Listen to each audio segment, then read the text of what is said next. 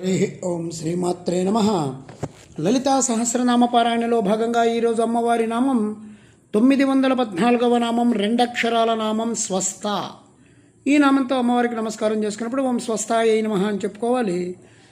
సస్వరూపమున చెక్కు చెదరకుండా ఉండేది అని చెప్పి దీనికి స్థూలార్థమైతే, అసలు త్రిగుణాలతో పూర్తిగా ముడిపడి ఉండేటువంటి సాధారణ జీవులందరికీ కూడా మార్పులు, చేర్పులు, కూర్పులు ఆరోగ్యపరంగా, ఆర్థికపరంగా వస్తూ ఉంటాయి, పోతూ ఉంటాయి. తత్ఫలితంగా ఏమవుతుందంటే జీవితం అంతా కూడా ఒడిదుడుకులతో సాగుతూ ఉంటుంది, ధైర్యాలు పోతూ ఉంటాయి. ఇట్లా ఇవన్నీ త్రిగుణాలతో ముడిపడి ఉంటాయి. ఈ త్రిగుణాలన్నిటికీ అతీతంగా ఉండేటువంటి అమ్మవారికి ఇలాంటి ఇబ్బందులే ఉండవు. స్వ అంటే ఆ స్వ అనే నేను అనే స్థితి చెడదు. ఆవిడకి తెలిసిన తనపై తనకు ఆధిపత్యం కలిగింది అవడం వల్ల అమ్మ స్వస్థితి అనేది ఎప్పుడు కూడా చెక్కు చెదరదు. అచంచల సుఖంలో ఉంటున్న తల్లి అని చెప్పి కూడా దీన్ని స్వస్థ అనొచ్చు, ఏ బాధ లేని స్థితి.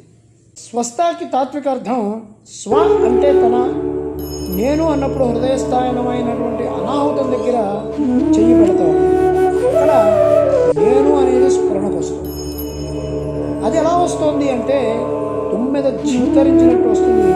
ఆ ఝింకారానికి ఆ నాదం అదే అసలు నాదం. ఇంత నాదం బయటికి రావడానికి లోపల ఒక జ్యోతి ఉంటుంది. ఆ జ్యోతి స్వరూపమే నేను అని ఎక్కడ అనుకుంటున్నామో అక్కడ ఆ జ్యోతి రూపంలో ఉన్నటువంటి తల్లి ఎవరైతే ఉన్నారో ఆవిడ స్వస్థ. అహమితి హృదయ అన్నారు రమణులు. అంటే అహం అని ఏ హృదయంలో స్ఫురిస్తోందో ఆ చోటలో ఎవరు కూర్చున్నారో వాళ్లే స్వస్థ. స్వే మహిమ్నే ప్రతిష్ఠిత అని చెప్పండి ఉపనిషత్తు. తన మహిమలో తాను ప్రతిష్ఠితమైనటువంటి పరతత్వ స్వభావం ఏదైతే ఉందో అది స్వస్థ. ఆ స్వస్థకి నమస్కారం చేసుకుంటూ ఓం ఐం హ్రీం శ్రీం స్వస్థాయై నమః, ఓం శ్రీమాత్రే నమః, ఓం శ్రీ మహారాజ్ఞే నమః, శ్రీమత్ సింహాసనేశ్వర్యై నమః.